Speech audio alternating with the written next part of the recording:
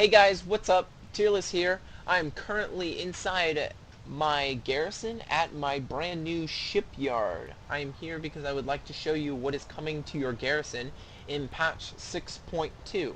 When 6.2 arrives, you will be able to construct a shipyard down just off the coast of your garrison. My garrison's up here. So you will create a backdoor to your garrison. You'll be able to travel down here and create a shipyard, and that is what ultimately allows you to go to Tanan Jungle. So I'm here and I'm going to show you what is new with the shipyard, what you can do with it, and I'm going to show you the three most important NPC or NPC objects out here that you will need to know.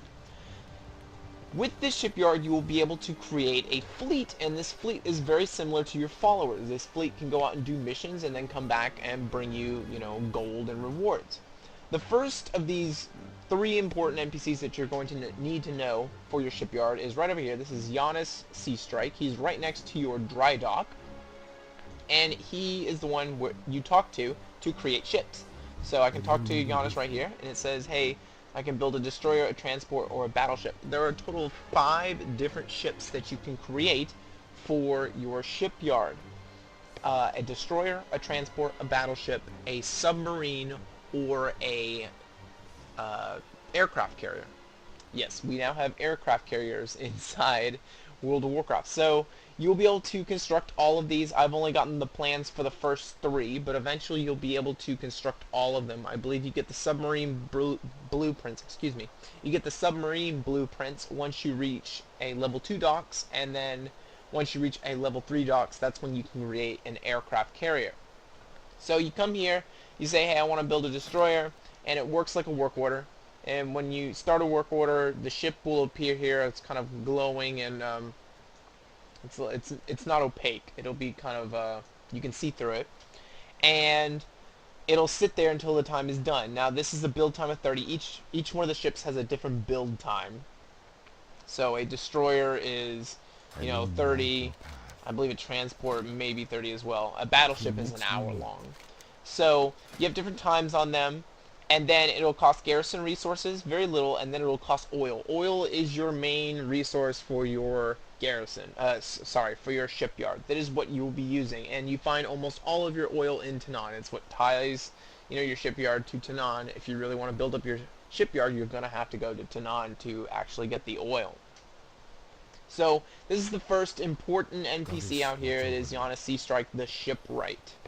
The next important NPC is going to be over here. His name is Salty Yorn, or Jorn. I'm not quite sure how you're going to pronounce that, but he is the equipment specialist. So What's on your mind?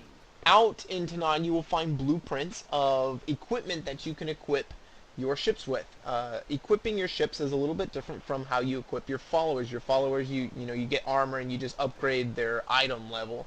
In your shipyard, it's going to be a little bit different. You're going to be able to equip them with all kinds of different, stuff. You have a trained shark tank and a blast furnace.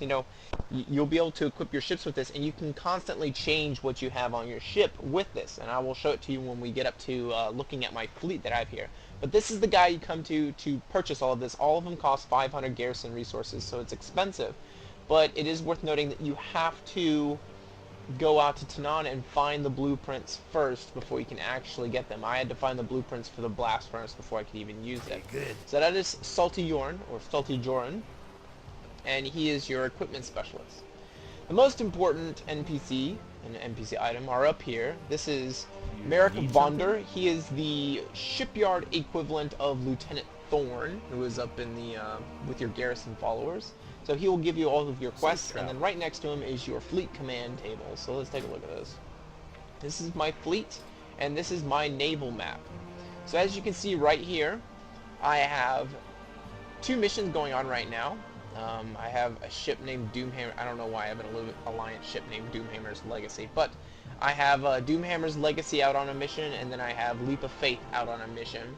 And this works just like your followers. You click on a mission, and you drag and drop, and they cancel out certain stuff, and your percent chance increases by how much. It'll cost oil. As I said, your primary resource out on your shipyard will be oil, so you will have to watch out for that. But very much like, very much like your follower system. There will be less micromanaging of stuff, and that's because you will have less ships. I'm not sure if you'll have a 15 ship max, or you will have only like a 10 or 12 ship max.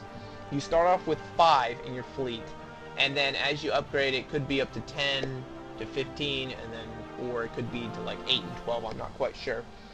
But you will have less ships than you do have followers, and pretty much all the missions, very few only require 1 ship. Most of them require at least 2 ships for them. So you'll have different missions, and most of these are battles on here. You have some treasure missions, and down here I even have a blockade. And when a blockade comes up, you can't do any of these missions until the blockade is released. So I need to send ships out here to deal with this. And right now I really don't have the correct ships to actually send them out and do something that will probably be destroyed. You have to be careful with your ships, because if you fail a mission, your ships can actually be destroyed. Once you've failed a mission, I don't know if it's 50-50 or it's tied to your percent chance, but your ship could be destroyed, and then you have to go back and build a new one, which you really don't want to do. So you really need to pay attention to what you can counter and deal with those counters. Now this is my fleet. I have 2 transport ships, 2 destroyers, and 1 battleship right now. If you look up here, you have all the counters and whatnot. I like to draw a line right here. Everything to the left here deals with what comes on a ship standard. Your transport ships will always come with a boarding party, okay? And that is good against land objectives. So if there's a mission that requires a land objective, that will be there. Every single mission will always have one of these type of things right here on the left. We'll always have at least one of them, and it's always tied to the ships.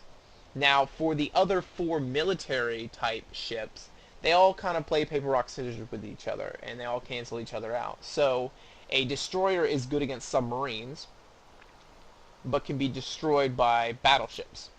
Battleships are good against destroyers, but can be destroyed by an aircraft carrier. And then a carrier is good against, the battleship, but it can be destroyed by a submarine. So they all cancel each other out, and then of course all of them are good against a transport ship, because it's just a transport ship. But they will all cancel each other out. Now on the right hand side of this is more like what you have for your followers. You have different types of things that you have to counter out at sea. As you can see on these maps earlier, I have dense fog, and you have to deal with that. But otherwise, these are the types of things that you'll have to deal with on the right here, and that is cursed crew, evasive ships, first striking ships, mine layer ships, swift ships.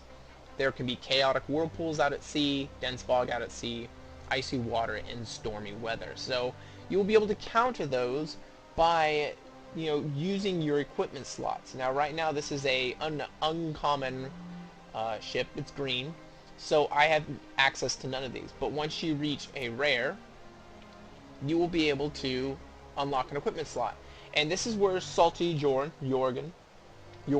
comes into play. You can buy stuff from him and then equip it on your ship. Like I actually equipped this one with that blast furnace. This is one of my first destroyers. So, and that counters swiftness. And you have several things here that you can do to counter these items on the right. So if there's a mission and you don't quite have the setup, you may want to spend the money to just have it equipped correctly so that you don't risk the possibility of losing that ship. So that's what the equipment slots are for. When you reach epic, like my Cloud Serpent here, you will get another one. They can come equipped. If this one I got upgraded to epic automatically.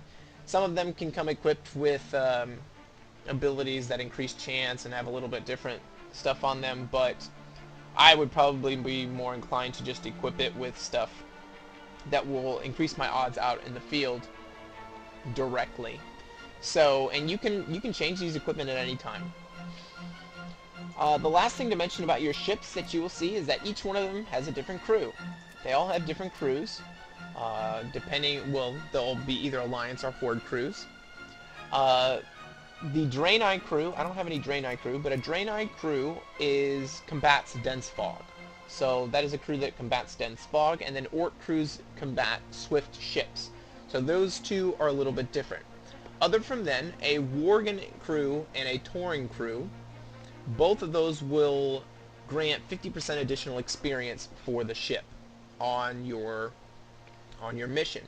The Troll crew or the Gnomish crew allows naval equipment to be recovered from successful missions, so that's really a nice thing to have. Now these naval equipment, they can stack up to 20, I believe. I think that's the highest stack you have, so you can have a lot of them in your inventory and just equip ships as you need to. The Goblin or Dwarven crew, I don't have any of those, but they increase gold gained on missions by 100%. The Blood Elf or Night Elf crew, they reduce mission time by 50%. So those are good. Some of the mission times out here are really long. They can range from being 4 hours. I think one down here is 4 hours all the way up to 2 days. This is a 2-day mission right here. So they can last a long time, and having that reduction really allows you to speed up the process of having your ships out and bringing them back as quickly as possible.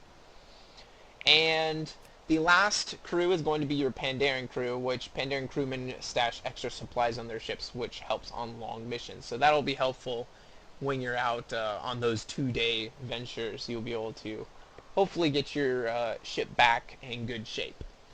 But that is everything dealing with the naval fleet and the shipyard in patch 6.2.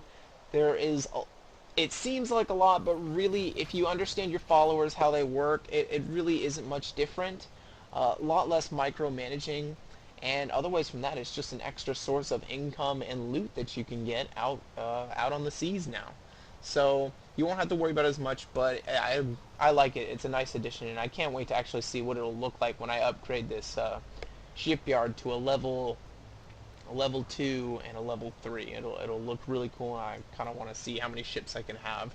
And I really want an aircraft carrier. I really want one of those, and I tried and I couldn't get it. But that is everything with a shipyard that will be coming in patch 6.2. I hope you guys enjoyed this video. I will see you guys in another. Tearless out.